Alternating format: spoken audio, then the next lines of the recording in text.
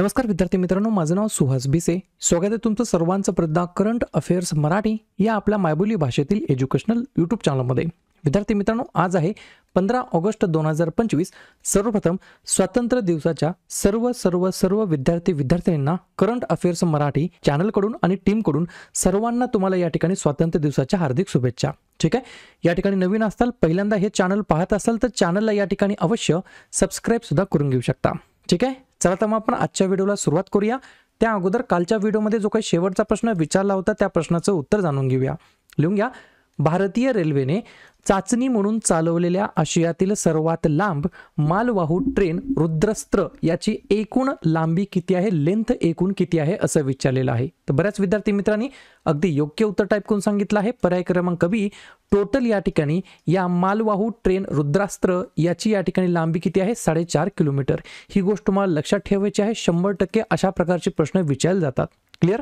आता पाहूया विद्यार्थी मित्रांनो प्रश्न क्रमांक पहिला. टोटल संपूर्ण व्हिडिओमध्ये 12 प्रश्न असतील. सुरुवातीपासून शेवटपर्यंत व्हिडिओ काळजीपूर्वक प्रामाणिकपणे पाहण्याचा प्रयत्न करा. एक एक प्रश्न महत्त्वाचा आहे. तुम्ही कोणत्याही परीक्षेची तयारी करा. प्रश्न क्रमांक पहिला काय आहे.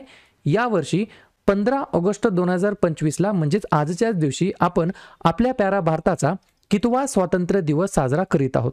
तर या ठिकाणी प्रश्न क्रमांक पहिल्याचं योग्य उत्तर आहे पर्याय क्रमांक डी.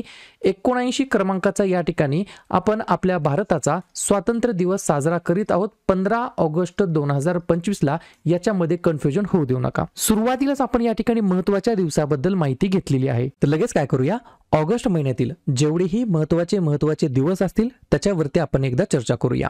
लिहून घ्या. 1 ऑगस्टला बरेच दिवस असतात, जसं की राष्ट्रीय पर्वतारोहण दिवस, लोकमान्य टिळक यांची पुण्यतिथी, अण्णाभाऊ साठे यांची जयंती, वर्ल्ड वाईड वेब डे आणि जागतिक फुफ्फुसाचा कर्करोग दिवस. 1 ऑगस्ट ते 7 ऑगस्ट दरम्यान जागतिक स्तनपान सप्ताह, 6 ऑगस्टला हिरोशिमा दिवस, 7 ऑगस्टला राष्ट्रीय हातमाग दिवस तसेच भालाफेक दिवस, 8 ऑगस्टला भारत छोडो आंदोलन दिवस, 9 ऑगस्टला जागतिक आदिवासी दिवस आणि नागासाकी दिवस, 10 ऑगस्टला जागतिक सिंह दिवस आणि जागतिक जैव इंधन दिवस, 12 ऑगस्टला आंतरराष्ट्रीय युवा दिवस आणि जागतिक हत्ती दिवस, 13 ऑगस्टला जागतिक अवयवदान दिवस, 15 ऑगस्ट 2025ला आपण आपल्या प्यारा भारताचा या ठिकाणी 79व्या क्रमांकाचा स्वातंत्र्य दिवस साजरा करीत आहोत. 19 ऑगस्ट जागतिक छायाचित्रण दिवस आणि जागतिक मानवतावादी दिवस, 20 ऑगस्ट भारतीय अक्षय ऊर्जा दिवस, 26 ऑगस्ट महिला समानता दिवस आणि 29 ऑगस्ट राष्ट्रीय क्रीडा दिवस. क्लिअर. पुढचा प्रश्न, प्रश्न क्रमांक दुसरा. भारतातील पहिला ड्रोन आधारित कृत्रिम पावसाचा प्रयोग कोणत्या राज्यामध्ये करण्यात आलेला आहे. 2 नंबरच्या प्रश्नाचं योग्य उत्तर आहे पर्याय क्रमांक सी. राजस्थान हे या प्रश्नाचं योग्य उत्तर असणार आहे.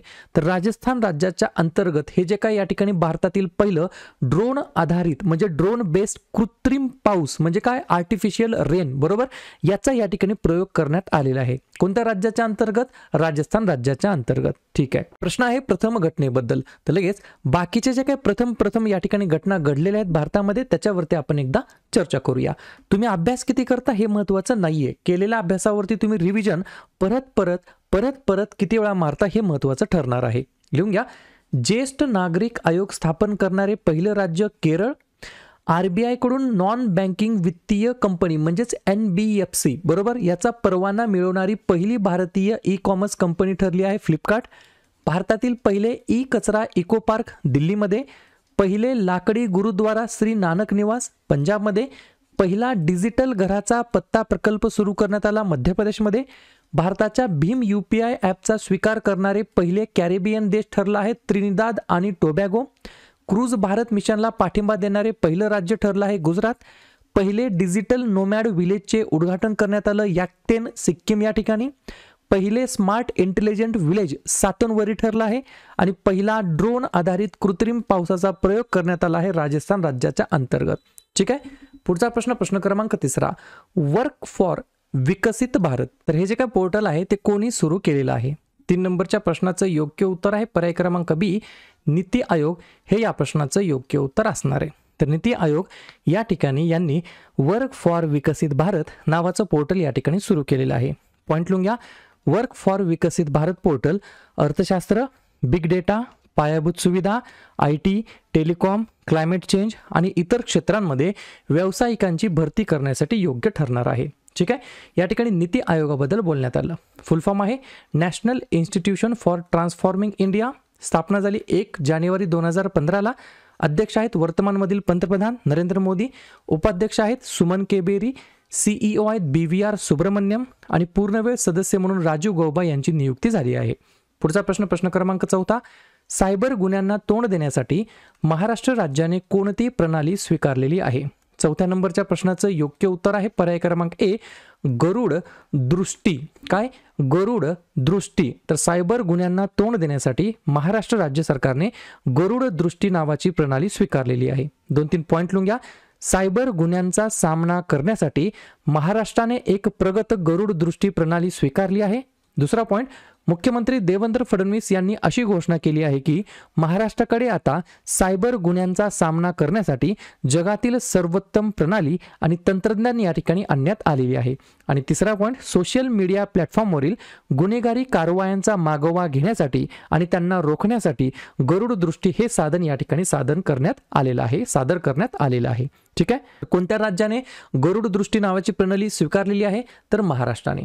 महाराष्ट्र. स्थापना झाली 1 मे 1960ला. मुख्यमंत्री आहेत देवेंद्र फडणवीस. राज्यपाल आहेत CP राधाकृष्णन. राजधानी आहे मुंबई. 3 महत्त्वाचे राष्ट्रीय उद्यान आहेत चांदोली, संजय गांधी आणि ताडोबा. आणि 4 महत्त्वाचे धरण आहेत उजनी, पवना, जायकवाडी आणि कोयना. पुढचा प्रश्न, सरकारने मेरिट MERIT मेरिट नावाची योजनेला या ठिकाणी मान्यता दिलेली आहे. तर या योजनेसाठी किती बजेटची तरतूद करण्यात आलेली आहे? तर पर्याय क्रमांक D 4200 कोटी रुपये. किती? 4200 कोटी रुपये या ठिकाणी तरतूद करण्यात आलेली आहे. ठीक आहे. मेरिट या स्कीमचा या ठिकाणी फुल फॉर्म काय आहे? तर लिहून घ्या. Multi disciplinary education and research improvement in technical education अशा प्रकारचा याचा फुल फॉर्म आहे. दुसरा पॉईंट, तांत्रिक अभ्यासक्रमांमध्ये बहुविद्याशाखीय कार्यक्रमांसाठी मार्गदर्शक तत्वे विकसित करणे आणि शिक्षण तसेच रोजगार क्षमता कौशल्य वाढवणे हे या MERIT मेरिट या योजनेच्या मागचं मेन प्रमुख उद्दिष्ट आहे.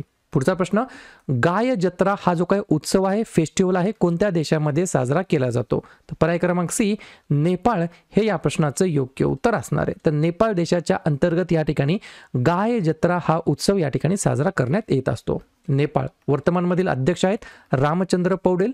उपाध्यक्ष आहेत राम सहाय प्रसाद यादव. या ठिकाणी पंतप्रधान आहेत KP शर्मा ओली. मुख्य न्यायाधीश आहेत प्रकाश मानसिंग राऊत. राजधानी आहे काठमांडू आणि चलन वापरलं जातं नेपाळी रुपया. पुढचा प्रश्न, सिक्कीम राज्याने अलीकडेच नारी अदालत नावाचा कार्यक्रम सुरू केलेला आहे. तर हा जो काही नारी अदालत कार्यक्रम आहे केव्हा सुरू करण्यात आलेला आहे? 7व्या नंबरच्या प्रश्नाचं योग्य उत्तर आहे पर्याय क्रमांक B 2023 मध्ये हा प्रोग्राम या ठिकाणी सुरू करण्यात आला होता. 2-3 पॉईंट लिहून घ्या. नारी अदालत मागील कल्पना म्हणजे महिलांना औपचारिक न्यायालयीन व्यवस्थेवर पूर्णपणे अवलंबून न राहता त्यांच्यावर थेट परिणाम करणारे वाद आणि सामाजिक समस्या सोडवण्यासाठी त्यांना सक्षम करणे. नारी अदालतचे प्राथमिक उद्दिष्ट स्थानिक पातळीवर संघर्ष सोडवता येतील असे सहाय्यक, धाकधमकी नसलेले वातावरण प्रदान करणे हा या प्रोग्रामच्या मागचा मेन पर्पज आहे. पर्याय क्रमांक B 2023 मध्ये नारी अदालत कार्यक्रम सुरू केला आहे सिक्कीम राज्याच्या अंतर्गत. सिक्कीम ज्या राज्याची स्थापना 16 मे 1975ला झाली. मुख्यमंत्री आहेत प्रेमसिंग तमांग. राज्यपाल आहेत ओमप्रकाश माथुर. राजधानी आहे गंगटोक. एकच महत्त्वाचं राष्ट्रीय उद्यान आहे खांग चेंड झोंगा आणि एकच महत्त्वाचं धरण आहे रंगीत नावाचं. पुढचा प्रश्न, भारताचा अंडर-20 महिला संघ 20 वर्षानंतर AFC अंडर-20 आशियाई कप 2026 साठी पात्र ठरलेला आहे. तर कोणता देश AFC अंडर-20 आशियाई कप 2026 चे आयोजन करणार आहे? तर पर्याय क्रमांक A थायलंड हे या प्रश्नाचं योग्य उत्तर असणार आहे. पुढचा प्रश्न, संयुक्त राष्ट्र विकास कार्यक्रम ज्याला आपण बोलतो UNDP कडून भारतातील कोणत्या संस्थेला 2025चा विश्ववृत्त पुरस्कार देण्यात आलेला आहे? विश्ववृत्त पुरस्कार देण्यात आलेला आहे. तर पर्याय क्रमांक D बीबी फातिमा स्वसहाय्य संघ यांना या ठिकाणी विद्यार्थी मित्रांनो 2025च्या विश्ववृत्त पुरस्काराने सन्मानित करण्यात आलं आहे. कोणाकडून? UNDP कडून. UNDP चा फुल फॉर्म काय? United Nations Development Programme. मराठीमध्ये म्हणता येईल संयुक्त राष्ट्र विकास कार्यक्रम, स्थापना झाली 22 नोव्हेंबर 1965 ला, मुख्यालय आहे न्यूयॉर्क या ठिकाणी आणि वर्तमानमधील अध्यक्ष आहेत मोहम्मद अब्दुल मुहित असं त्यांचं नाव आहे.